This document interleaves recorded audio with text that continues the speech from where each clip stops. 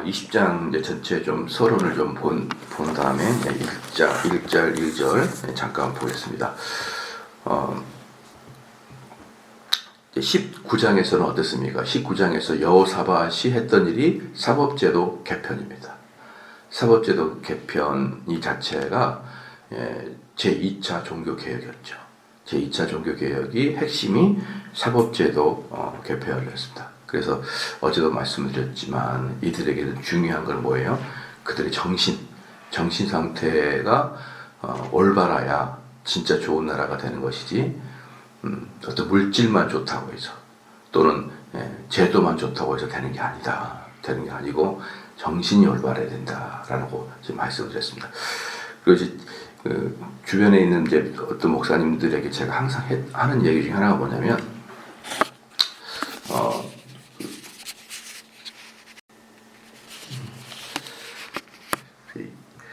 이제 20장을 통해서 우리가 알아봐야 될 게 뭐냐면 그 제도가 되게 중요하긴 맞습니다만은 제도가 중요하지만 이 제도보다 더 중요한 것은 뭐냐면 그 제도를 이끌고 있는 사람들의 열정이 중요하거든요. 그러니까 제가 이제 좀 후배 목사님들에게 항상 하는 얘기가 뭐냐면 설교는 별로 어렵지 않다. 또 기도에도 별로 어렵지 않다. 무엇에 비교하면은 교회를 제도로 이끌려 그러면 교회를 제도화시키는 것은 설교나 기도에 비해서 훨씬 어렵다. 왜 그러냐면 제도는 만들 수 있지만 그 제도를 끌고 가자는 사람들의 멤버들이 그 제도에 열심히 참여하는 것은 정말 어렵거든요. 제도를 만들고 뭐 기도회나 뭐 전도나 또는 더 나아가서 설교는 목사가 열심히 하면 되잖아요.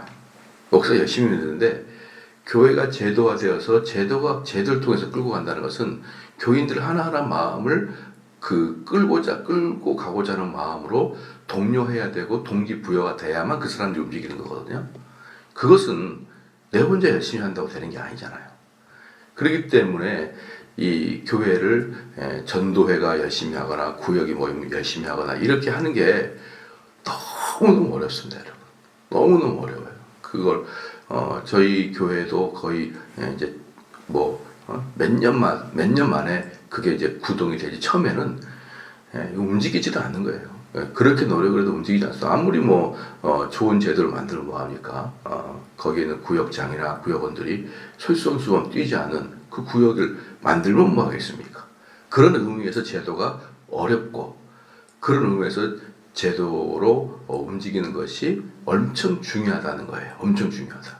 그렇기 때문에 지금 여호사밧이 이 남유다를 강화시키기 위해서 남유다를 복되게 하기 위해서 무슨 어떤 물질적 외형적 어떤 잘 살거나 국력이 튼튼하거나 외교를 잘하거나 이런 것들보다 더 근본적으로 백성들의 정신무장을 하게 한 것이죠. 그 정신무장을 하게 하는 핵심이 뭐냐 그러면은 재판이야, 재판.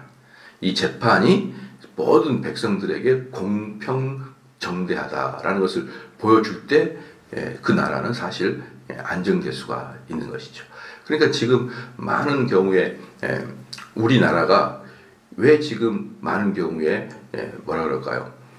이렇게 두 쪽 짝쪽에 가지고 서로 막 으르렁거리느냐? 으르렁거리는 가장 핵심적인 이유는 뭐냐 그러면 A라는 정권이 잡으면은 B라는 사람들을 차별하는 것 같아요. 즉 A라는 정권을 잡은 사람들은 재판을 하게 되면 A라는 정권을 갖고 있는 사람들에게는 주로 무죄가 나오거나 형량이 낮춰지거나 아니면 그 국회의원 당선 무효 즉 100만 원 이상의 실형을 확정되면 국회의원이 무효가 되는데 90만 원 형을 때리거나 이해가 되시죠? 또 이쪽 B라는 애들이 정권을 잡으면은 B라는 애들에 대해서는 기소도 안 하거나 무혐의 처벌하거나 이게 너무 느껴지고 그러는 거예요. 여러분 자세히 생각해 보세요. 얘네들이 잡으면은 기존에 과거에 있던 죄도 무죄로 만들어주고 과거에 유죄로 만들었는데 억울하게 옥살이 했다 무죄가 되고 과거에 잘했던 것을 잘못했다 그러고 B가 돼도 똑같아요. 그래서 여러분 사람들 흥분하는 거예요. 만약에 정권이 바뀌어도요, 재판자들이 똑같이 판결한다. 그럼 이렇게 우리 흥분하지 않습니다. 잘 생각해 보십시오. 그래서 제가 봤을 때는 우리나라 이 재판 사는 사람들이 정권의 눈치를 보는 게 아니에요. 정권의 눈치를 보는 게 아니라 사상이 정권의 A와 B 사상이 나눠져 있어요. 우리 판사들이 정권의 눈치를 보고, 판사들은 여러분 공무원들은요, 웬만하면 정권의 눈치 안 봅니다. 왜냐 그러면은 정권은 뭐니까 제가 늘상 얘기했지만 5년제 고급 알바예요. 단기 알바 공무원. 얘네들은 5년이나 짧으면 3년, 2년 없어져 버려요. 없어져 버립니다. 그러나 공무원들은 평생 동안 하기 때문에요. 사실 공무원들은 정확하게 말하면요, 이 정권 두려워하지 않아요. 저희 아내가 공무원이니까 알죠. 특별히 경찰 공무원도, 우리 아내가 경찰 공무원이잖아요. 경찰은 곧바로 다이렉트로 명령 받을 것 같잖아요. 안 그래요. 속으로 두려워하지 않습니다. 쟤네들은 5년짜리 알바고, 심지어 행정부 장관, 이런 장관들 2년, 1년이면 없어져요. 없어져요. 걔들. 머리 숙일 이유가 없어요. 머리 숙일 이유가. 그렇기 때문에 우리나라 판사들이 정치하는 사람들의 시녀가 되어서 정치하는 사람들의 눈치를 보고 그에 알맞게 판결하는 게 아니고, 판사들이 사상이 두 개가 나눠져 있고, 그리고 정권을 잡으면은 그 판사들을 기용하는 거예요. 기용하니까 뭐가 나타나죠? 뭡니까? 기수를 파괴하고 쭉 진급하잖아요. 윤석열이도 기수를 파괴하고 검찰총장까지 올라왔거든요. 새 기수를 띄웠어요. 왜 그럴까요? 여기에는 자기의 입맛에 맞는 검찰이 없으니까 끌어올리는 거예요.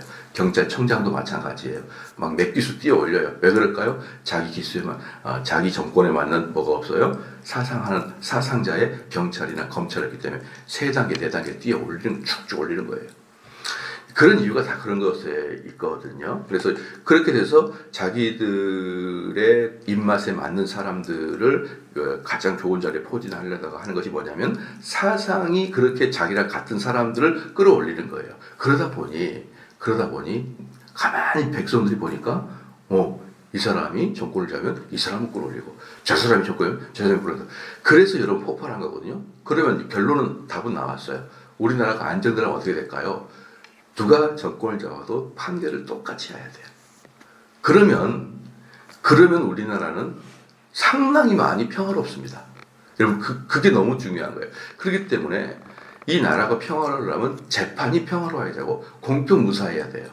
그런데 여호사밧이 정확하게 어떻습니까? 그 재판을 전부 다 손봐버려요. 다 손보고, 심지어 뭐라 그러냐면, 너희들이 판결할 때 하나님 보고 계실 것이다.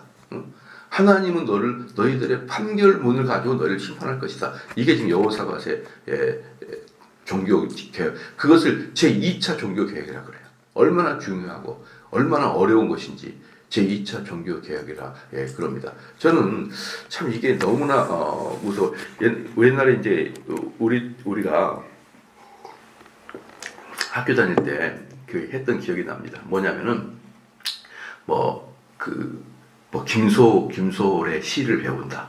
그럼 국어 선생님이 쭉 읽어주다가 거기 밑줄과 그 빨간색 거기서 들여밟고는 무슨 의미야? 이렇게 막 그 시를 막 이렇게 했던 기억이 여러분 아시죠? 그 들여밟고는 어떤 것이고, 실제로 들여밟는 게 아니라 시적인 막 의미야 막 이러면서 막 하거든요. 근데 언제부턴가 그 시인이 그 시를 적었을 때의 그 의도를 고려하지 않아요. 언제부턴가 그 시를 읽고 내가 느끼는 것을 중요시 여기는 걸로 바뀌어요. 옛날에는 그 시인이 무슨 말을 하려고 하는 것이 중요했어요. 근데 어느 순간부터는 독자들이 그것을 읽고 무엇을 느끼냐가 중요하게 되는 거예요. 이걸 뭐라 그러냐면은, 좀 전문적인 용어로 주관주의, 그렇게 얘기해요. 주관주의. 그러니까 객관주의가 아니라 주관주의. 이 주관주의는 뭐냐면은 내가 어떻게 느끼느냐에 달려있단 말이에요. 또 여러분들 보면은 그 미술관에 가보면 이것은 애기가 그린 건지 초등학생이 그린 건지 술 먹고 그린 건지 뭐 그려놓고 그걸 보고 막 느끼는 거예요. 그래서 그런 게 있거든요. 그러니까 이게 전반적으로요, 객관주의에서 주관주의로 쫙 바뀌는 과정이었던 거예요. 그리고 보니까 그리고 보니까 그것들이 많은 학자들이나 대학에서 막 가르쳐지기 시작했던 거예요. 그러니까 판사들도 검사들도 자기들이 법대에서 공부할 때 이 주관주의를 배우게 되는 것이죠. 그렇기 때문에 이 사건과 이 법에 객관화시키는 게 아니라 자기들의 사상에 의해서 판결이 세기 시작한 것이죠. 여러분 이게 엄청나게 무서운 거예요. 우리는 그게 이렇게 공포스럽게 이렇게 나라를 두 개로 쪼개버릴 만큼 공포스러운지 몰랐어요. 맞아요. 그래 내가 시를 보고 무엇을 느끼냐가 중요하지. 응? 내가 이 그림 보고 무엇을 느끼지. 이렇게 옳다고 했는데 그게 나라를 딱 기강을 잡으니까 웬걸요? 그 사람의 고향에 따라서 그 사람의 사상에 따라서 그 사람의 경험에 따라서 판결이 달라지기 시작합니다. 이게 바로 공포였던 것이죠. 이것을 정확히 알고 있던 여호사밧은 아니야 재판을 다 바꿨다. 여러분들 이해가 되시죠? 왜 이것들을 제2의 종교개혁이라고 하는지 우리가 19장에서 봤습니다. 그러면 이 모압과 암몬 연합군입니다. 모압과 암몬 연합군인데 우리가 이제 이스라엘 자주 공부하니까 우리는 다 이 머리를 암송해야 돼요. 이스라엘에 이렇게 요단강을 중심으로 왼쪽이 이스라엘 본토예요. 가나안 땅 쭉 길게 요단강을 중심으로 왼쪽이 가나안 땅이에요. 그리고 오른쪽 있죠. 오른쪽 요단강을 중심으로 동쪽에는 오른쪽. 이 오른쪽에는 전통적으로 이스라엘과 먼 친척 관계, 즉 아브라함 시대 때 아브라함의 조카 롯에 의해서 만들어진 민족들이 쭉 이렇게 있어요. 그게 이제 세 개의 나라가 항상 이스라엘 옆에 있었거든요. 그걸 여러분이 그 순서를 알아야 돼. 맨 밑에가 에돔이야, 에돔. 이스라엘의 남쪽, 사해바도 남쪽 밑에부터 시작해가지고 이스라엘 밑으로까지 쭉 이렇게 니은자로 이렇게 포위하고 있는 곳이 에돔이에요. 에돔. 그 다음에 에돔 바로 위에가 모압이에요. 모압 바로 위에가 암몬이에요. 여러분 이거 오래 들어도 헷갈리죠. 그러니까 이게 한번 그 공부할 때 딱 머리를 익숙하게 해야 에돔이 나오고 모압이 나오고 그럴 때마다 안 헷갈려요. 근데 이것을 그냥 딱 하루 마음 잡고 외워버리지 않으니까 항상 헷갈리는 거예요. 맨 밑에가 뭐라고요? 에돔, 모압, 암몬. 에돔, 모압, 암몬. 요 세 개의 민족들이 항상 이스라엘을 괴롭혔던 민족들이고, 이 민족들의 공통점이 뭐냐 그러면 아브라함의 시대까지 올라가면은 이들이 먼 친척들이고, 이들은 이스라엘이 출애굽하기 이전부터 하나의 나라들로 구성되어 있었기 때문에 이스라엘보다 더 먼저 나라가 되었던 나라들이에요. 그동안에 얘네들이 나라로 변상하고 있을 때 이스라엘은 이집트 안에 들어가가지고 노예로 살고 있었어요. 노예로 살고 있는 그 기간 동안에 얘네는 전부 다 하나의 건실한 나라가 되었다는 것이죠. 그래서 맨 밑에가 에돔, 모압, 암몬 요 세 나라가 이렇게 오늘도 이렇게 연결되어 있습니다. 그래서 맨 아래가 에돔이다. 그 다음에 중간이 모압이다. 그 다음 위에가 암몬이다 라고 보면 됩니다. 그래서 이제 이 모압과 암몬의 연합군이 여호사밧을 이제 공격을 하는 것입니다. 그러면 방금 제가 말씀드렸듯이 맨 아래가 에돔이고 모압이고 암몬이면 중간에 있는 모압과 위에 있는 암몬이 연합군이 이스라엘 남유다를 침공하러 온다라는 것이죠. 그럼 이거 좀 되셨나요? 요 그림이 좀 그려져야 됩니다. 그러면은 이 암몬이라는 나라는 요단강을 중심으로 해가지고 암몬이라는 나라는 어떤 나라랑 바로 옆을 지고 있냐면은 북이스라엘과 암몬은 연결돼 있어요. 이렇게 바로 옆이란 말이에요. 그 다음에 이 모압은 북이스라엘과 남유다를 중심으로 양쪽 다 이렇게 포진되어 있어요. 그래서 북이스라엘과 남유다 요 중간에 모압이 있기 때문에 이 모압은 북이스라엘도 남유다도 이렇게 같이 통과되어 있습니다. 그렇기 때문에 모압과 암몬의 연합군이 남유다를 친 거예요. 여호사밧을. 그럼 그 집결지가 어딜까요? 모압이에요. 모압. 좀 이해가 되나요? 모압이 집결지이기 때문에 이들을 모압의 연합군이라 이렇게 얘기하는 거예요. 그러면은 왜 이들이 연합해 가지고 남유다를 찾냐면은 이게 이제 두 가지의 방식을 봐요. 하나는 하나님의 시각과 하나님 인간적인 사람들의 시각을 봐야 됩니다. 인간적인 시각으로 본다 그러면요, 이 모압과 암몬에는 뭐가 있냐 그러면은 이 두 나라가 상업적으로 매우 중요한 도시거든요. 그래서 여러분들이 나중에 그 이스라엘 여행을 가게 될 때가 있을 거예요. 저희들이 교회가 이스라엘 여행을 코로나 터지기 직전에, 코로나가 2020년 2월 마지막 주에 코로나가 완전히 이제 공식적으로 교회의 락다운을 시작한 게 2월 마지막 주였거든요. 근데 우리가 2020년 2월 초순경에 예루살렘을 갔다 왔었어요. 그래서 이미 그때는 예루살렘으로부터 이제 창궐하기 시작했거든요. 코로나가. 그래서 저희가 마지막으로 들어오면서 우리보다 한 주 늦게 들어간 애들은 호텔도 못 잡았었어요. 왜냐면은 이스라엘에서 동양 사람들 호텔 안 줬거든요.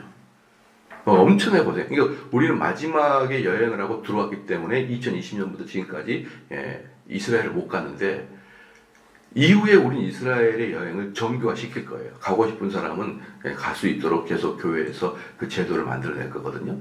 가보면 되게 좋습니다. 근데 제가 느낀 것 중에 하나가 뭐였냐면요, 왕의 대로라는 데가 있어요. 왕의 대로.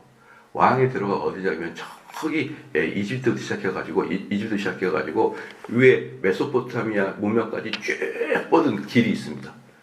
우리로 말하면 고속도로예요. 지금은 고속도로인데 옛날에는 고속도로가 아니라 흙길이지만 쭉 뻗어 있어요. 넓게. 그게 왕의 대로가 어디를 쭉 직진하냐 그러면 에돔, 모압, 암몬 라인을 쭉 타고 올라가는 거예요. 응? 그게 밑에 이집트 문명부터 시작해가지고 메소포타미아 문명을 가로지르는 그때 당시 고속도로. 그리고 엄청 넓어요, 그 길이. 근데 지금은 아스팔트로 깔았는데 직진으로 사막 한가운데를 뚫고 지나갑니다. 이게 무슨 말이에요? 상업적으로 매우 중요한 지역이란 말이에요. 응? 암몬, 모압, 암몬, 에돔, 모압, 암몬 전부 다 이게 엄청나게 상업적으로 중요한 지역이란 말입니다. 그런데 이 모압과 암몬이 연합했다는 뜻은 뭐냐 그러면은 뭐 때문에 그럴까요? 상업적 요충지를 확보하기 위해서 이스라엘을 남유다를 침공하는 거예요. 여러분 이해가 되셨죠? 그러니까 모압과 암몬은, 중간에 있는 모압과 위에 있는 암몬은 연합했습니다. 특별히 암몬은 어디를 사수하려고 그럴까요? 길르앗 라못을 사수하려고 그래요. 여러분들 좀 제가 처음에 지도를 말해줬던 이유가 우리 여성분들은 지도가 나오면 막 이렇게 헷갈려.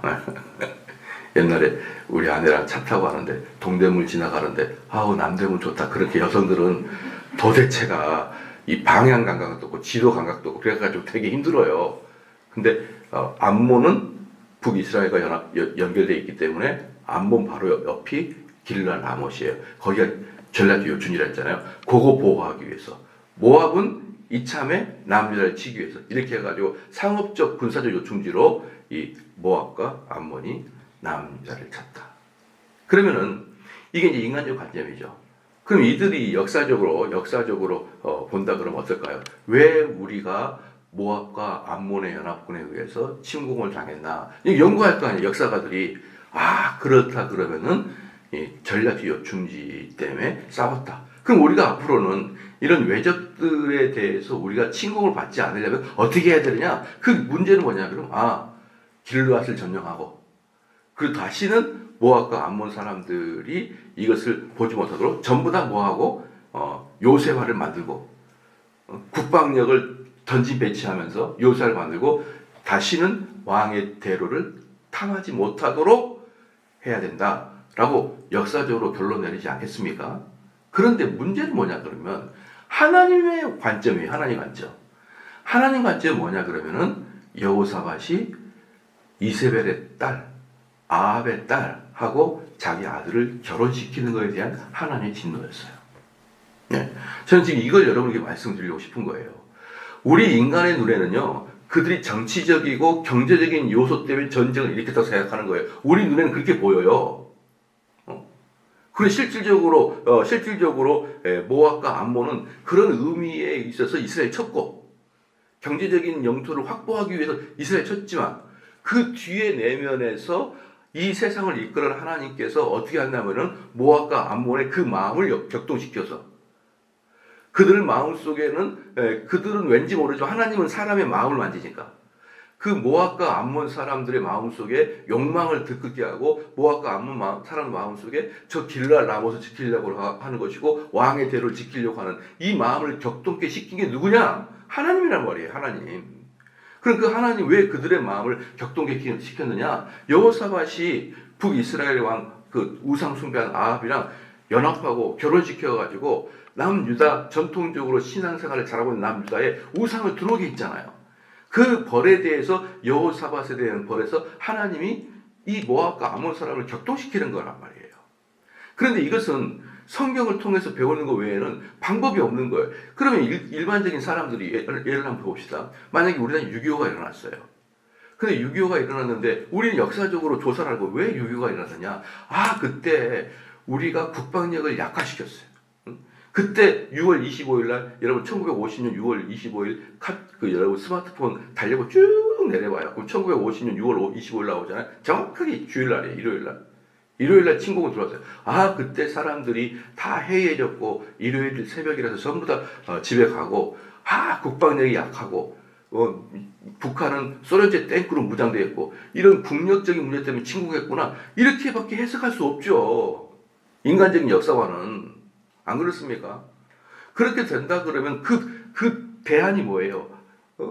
그럼 우린 국방력을 강화하고 철책선을 강화하고 이렇게 이제 우리는 그 대안을 마련한단 말이에요. 근데 만약에 하나님 입장에서 본다 그러면 하나님은 조선이라는 나라를 책망하기를 이미 원했고 그들은 조선의 나라에서 왔던 수많은 선교사들을 피 흘리게 죽이고 말미암아 이미 조선이라는 나라는 하나님께 벌을 받을 그 환경에 들어가 있었고 여러분 그렇게 생각할 수는 우리는 없는 거예요. 역사를 볼 때. 그러나 이 땅을 운행하시는 하나님 입장에서의 눈으로 보지 않으면 우리들이 국방을 지키고 우리들이 외교를 잘한다는 것은 백약이 무효인 거 여러분 알고 계십니까?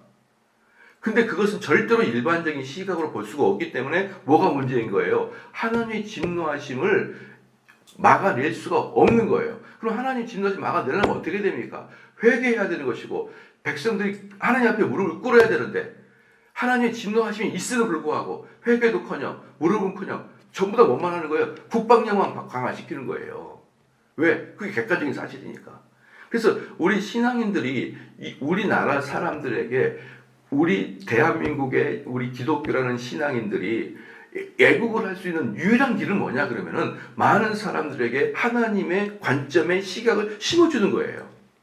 우리나라가 왜 이렇게 지금 힘드냐? 왜 우리나라가 지금 이렇게 지금 어려움에 처했느냐? 그것은 인간의 윤리와 도덕이 타락했기 때문이라는 것이에요. 그게 단지 국방의 문제가 아니라. 그렇게 된다 그러면 우리나라를 부강하게 하려고 하는 유일한 길은 뭐예요? 먼저 이들의 마음속에 하나님께 돌이키려고 하는 그 마음을 심어주는 것. 이것은 오직 교회에서밖에 가르쳐주지 않죠. 지금도 많은 사람들이 한국이 정말 어렵다고 하거든요. 한국이 지금 어려운 이유가 뭐냐 그러면요. 우리 한국이 그동안에 정말 잘 살았던 이유가 뭐냐 그러면은 미국이라는 거대한 나라가 이 지구를 전반적으로 신자유주의화 만든 신자유. 이 신자유주의는 뭐냐 그러면요. 각 나라마다 싼 물건을 사가지고 싼 물건을 사가지고 그 싼 물건을 가지고 만들어가지고 수출하는 게 신자유주의 핵심이에요. 그러니까 우리나라가 수출로 먹고 사는 게 우리나라예요. 우리나라는 광물도 없고 자연도 안 좋고 땅도 좁고 인구는 버글버글하고 우리나라는 해 먹을 게 없는 거예요. 이 조그만 땅에서. 근데 우리나라는 뭐만 잘하는 거예요? 물건만 잘 만드는 거예요. 우리나라는. 그러니까 신자유주의라고 할 때 온갖 뭐 중국에서 뭐 사오고 히토리 사오고 뭐 어디서 뭐 사오고 해주고 우리나라 만들어서 좋게 만들어서 많은 사람이 팔아요. 근데 이게 웬걸요? 중국과 미국이 부딪힘으로 말미암아 이제는 신냉전주의가 다시 돼버렸어요. 그 전까지는 신자유주의로 있다가 신냉전주의로 가버렸습니다. 그래가지고 각 국가에서 자기들의 광물들을 안 내놔요. 이제 완전히 막 높이 불려버리든지. 여러분 우리가 뭘 할 수 있습니까? 대한민국이 이 시국에 뭘 할 수 있어요? 할 거 아무것도 없어요. 사람들은 이미 자국들의 이제 뭡니까 이 광물이나 기술이 새 나가지 않도록 서로 신냉전주의 들어가 버렸어요. 소련과 미국이 싸울 때는 냉전주의예요. 그때는 사상 때문에 그렇지만 지금은 기술, 자원 가지고 신냉전주의가 다시 됐습니다. 그럼 여러분 한국이 할 수 있는 게 뭐냐고요? 아무것도 없어요. 아무것도. 예. 지금 그래가지고 이 세상에서 가장 타격이 심한 나라가 대한민국이라고 많은 사람이 그럽니다. 왜? 신냉전주의 들어갔을 때 대한민국 수출할 데가 없거든요. 이제 중국도 우리가 거의 안 삽니다.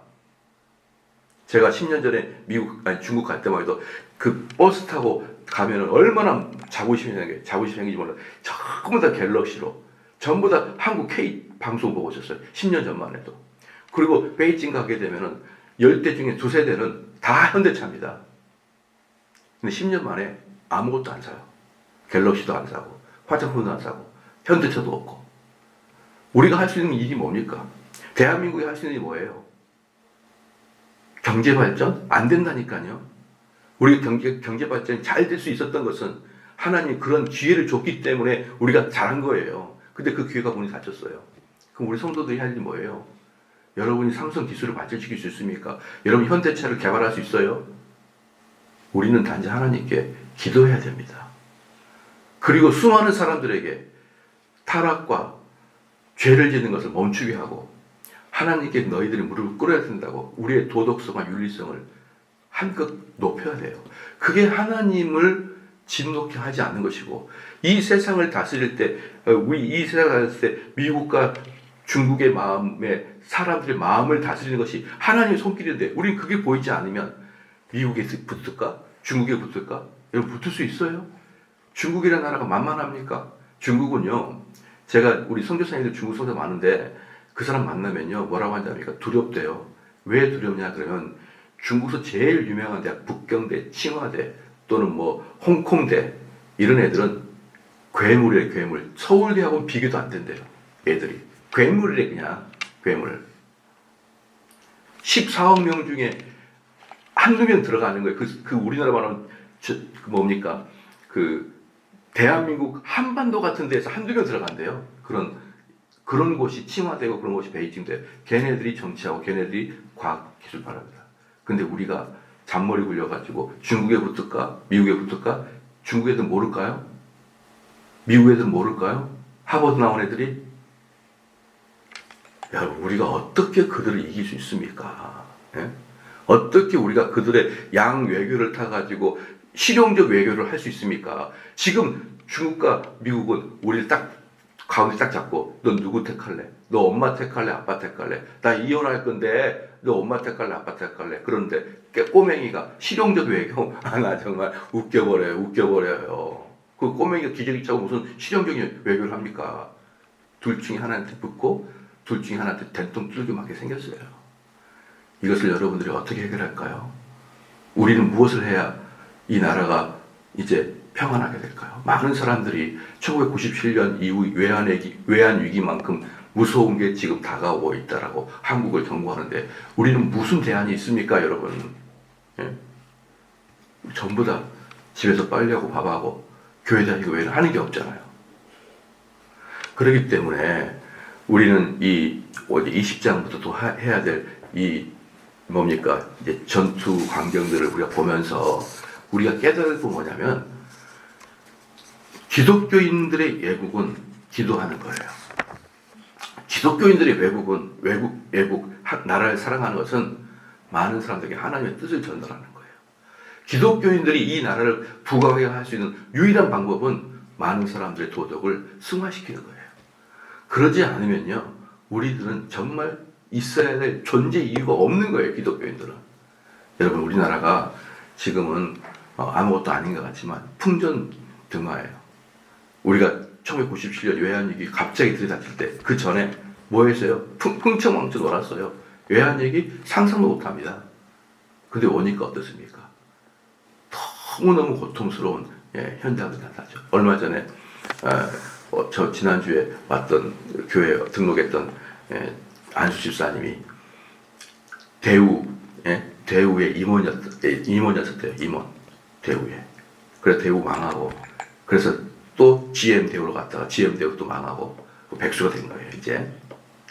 근데 그 대우가 1997년 IMF 때문에 없어진 거예요.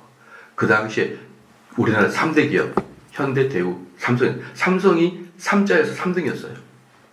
2등이 대우였어요. 그 대우 속절없이 무너진 게 IMF예요. 김우중이가 세상을 놓고 할 일은 많다. 그러면서 현대를 치고 올라가서 대한민국 제1의 기업이 되기 직전에 IMF 때문에 그냥 툭 공중불이 되어버렸습니다. 혜태, 예, 우리 전라도 사람들 혜태가 너무너무 귀한 혜태, 그 당시에 IMF 되기 전에 15등이었어요. 전국서열. 지금 흔적도 없어요. 혜태 타이가 기아 타이 바뀌었고, 그때 당시에 30대 기업 중에 15개가 없어져 버렸어요. 여러분, 이게 그냥 있는 게 아닙니다. 여러분들, 그 혜태가 누가, 우리 김종주 장로님이 혜태 제가 다니잖아요. 그죠? 혜태가 누구한테 먹혔냐면요. 자기보다 등치가 10분의 1도 안 되는, 아니 10분의 1, 거의 100분의 1도 안 돼. 크라운한테 먹혔어요. 크라운이 어떤 것입니까? 크라운 밀크 카라멜 하나 나왔어요. 걔네들이 혜태를 100배 큰 혜태를 먹어버렸어요. 이게 얼마나 이 IMF가 들어올 때 한국은 완전히 혼돈 속에 빠졌다가, 그래서 그러나 하나님이 한국을 사랑하셔서 그 혼돈 속에서 다시 꽃을 피게 했는데, 지금은 그때보다 더 무섭습니다. 왜? 이거 잘못되면 삼성까지 끝나요, 여러분. 삼성까지. 그럼 한국은 끝나는 거예요. 그래서 여러분, 그냥 한국을 위해서 뭘 해야 됩니까? 하나님께 매달려야 돼요. 기도해야 돼요. 저놈의 중국 놈 때문에, 저놈의 미국 놈 때문에 우리가 이렇게 당하지 않게 해주시고, 우리를 불쌍히 여기게 해달라고 여러분 기도해야지 여러분 후손들이 잘 살죠. 기도하시겠습니다.